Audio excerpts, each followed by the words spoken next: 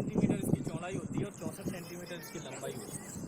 1 inch के लगभग इसकी मोटाई होती है। एक ट्रे होती है, प्लास्टिक की ट्रे होती है लगभग। इस ट्रे में हम लोग क्या करते हैं, सबसे पहले मिट्टी को भरते हैं। तो जो भी मिट्टी हम लोग भरते हैं उसको साफ करके रखते हैं, पूरा बारीक हम लोग छान देते हैं। छानने के बाद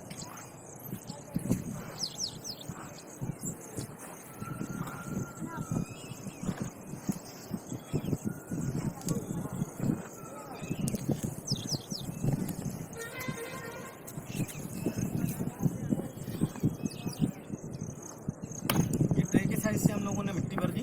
नीचे मिट्टी गिरेगी नहीं क्योंकि नीचे प्लास्टिक की ट्रे है। ट्रे एक स्टैंडर्ड बनी हुई है। इसको हम लोग लेवल कर देते हैं। लेवल करने के बाद आती है बात सीड की डालने की। तो अगर सीड हम लोग सूखा डालते हैं, बिना जर्मिनेट वाला डालते हैं, तो लगभग एक ट्रे में 60 से लेकर 70 ग्राम का बीज आता है। लेकिन इसको हम लोग जर्मिनेट कर लेते हैं, उगा लेते हैं। उसके लिए क्या करते हैं, इसको पानी में भिगो के एक कट्टे आते हैं, इस तरह के बोरे आते हैं जूट के। उन बोरों में हम लोग इस सीड को 24 से लेकर 36 घंटे तक हम लोग पानी में भिगो के इस तरह जब ये रखा जाता है, इस तरह का ये अंकुरित हो जाता है। बहुत सारे सीड क्या हो जाते हैं, अंकुरित हो जाते हैं। जब ये अंकुरित हो जाते हैं तो अंकुरित होने से ये फायदा होता है कि हमें लगभग 10 दिन का समय हमारा बच जाता है।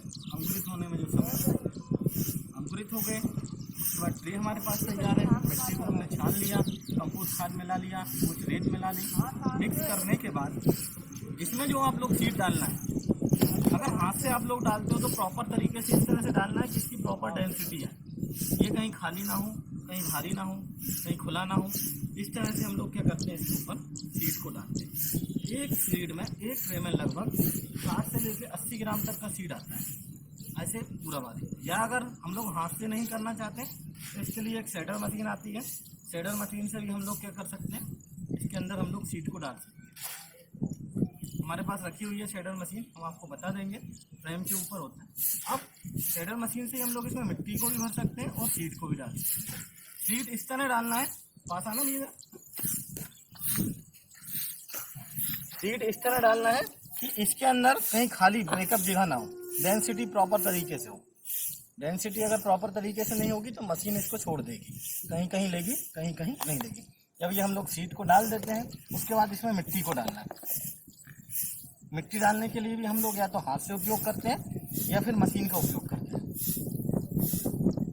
हमारे पास मशीन है, हम अभी आपको बताते हैं।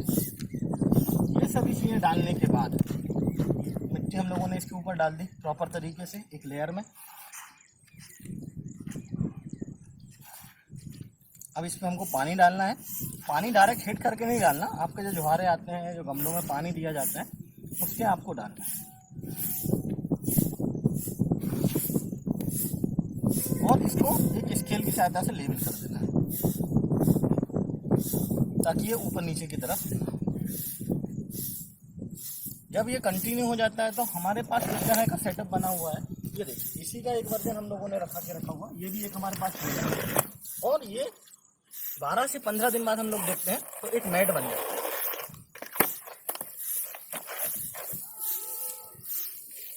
ये मैट कहलाता है। इस मैट को हम लोग कहीं से भी फोल्ड करके ले जा सकते हैं। आप इसको कहीं से भी ले जा सकते हैं। अभी कल पानी गिर गया इसलिए थोड़ा सा गीला है। ये 12 से 15 दिन का लगभग है। और इसमें जो ऊंचाई होती है वो प्लांट की ऊंचाई इस तरह होनी चाहिए कि कम से कम 6 सेंटीमीटर से 8 सेंटीमीटर की ऊंचाई होना चाहिए, अगर आप प्लांटर्स लगाना चाहते हैं। मैट की थिकनेस आप बराबर रखें। आप इसको कहीं भी ले जा सकते हैं, ये खराब नहीं होगा।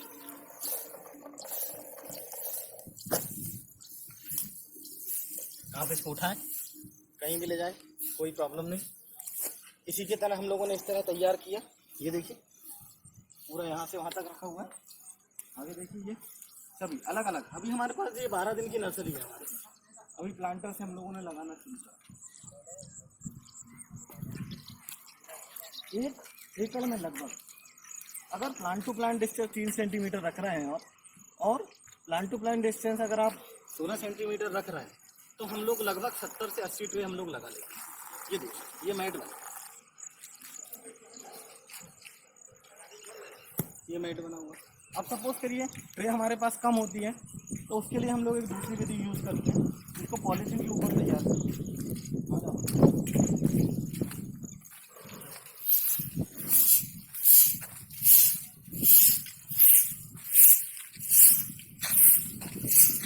एक मीटर लंबाई से हम लोग पॉलीथीन ले लेते हैं, चौड़ाई जो हो 1 मीटर चौड़ाई से हम लोग पॉलीथीन ले लेते हैं, और उसके बाद लंबाई जितनी हमको लें, अब जितना ट्रे का साइज होता है उस साइज का हम लोग क्या करते हैं, एक फ्रेम बनवा लेते हैं। ये फ्रेम है, इसकी जो चौड़ाई है वो 64 सेंटीमीटर है, लंबाई हम चाहे कितना भी रख सकते हैं, ठीक है। ये वो चाकू और स्क्रेपर देना उसी के लिए। चाकू जो ये देखिए, ये शेडर मशीन है, ये फ्रेम के ऊपर है, नीचे पॉलिश है, और हम लोग इस तरह से मिट्टी को इसके अंदर फिलअप कर देते हैं। ये रोलर बने हुए हैं, एक प्लेटफॉर्म बना हुआ है, इस प्लेटफॉर्म के ऊपर जब हम लोग इसको चलाते हैं तो ये रोल होता है, तो शेडर मशीन रोल होगा, तो एक निश्चित क्वांटिटी में इसके ऊपर शीट को ये गिराएगा। शीट को गिराएगा तो हम चाहें तो कितनी भी तैयार कर सकते हैं। जब ये कंप्लीट हो जाती है, पूरी कंप्लीट हो जाती है, तो इसको चाकू से और एक स्क्रेपर की सहायता से हम लोगों को इसको काटना है। ये देखिए हमारे पास ऐसा बनाया है, हम लोगों ने अभी पानी से ढक दिया क्योंकि कल पानी गिरा था। ये देखिए बीज जर्मिनेट होने लगे, रोहित आओ।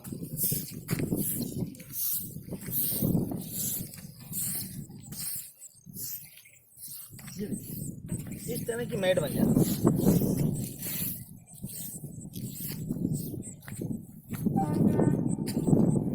ये मैट, इस मैट को हम लोग चाकू की सहायता से और स्क्रेपर की सहायता से काट देते हैं। ये कोई ज़रूरी नहीं कि हमारे पास ट्रे ही हो, हम लोग इससे भी ये पूरा का पूरा, रोहित बताओ जरा इधर, पूरा लंबा का लंबा,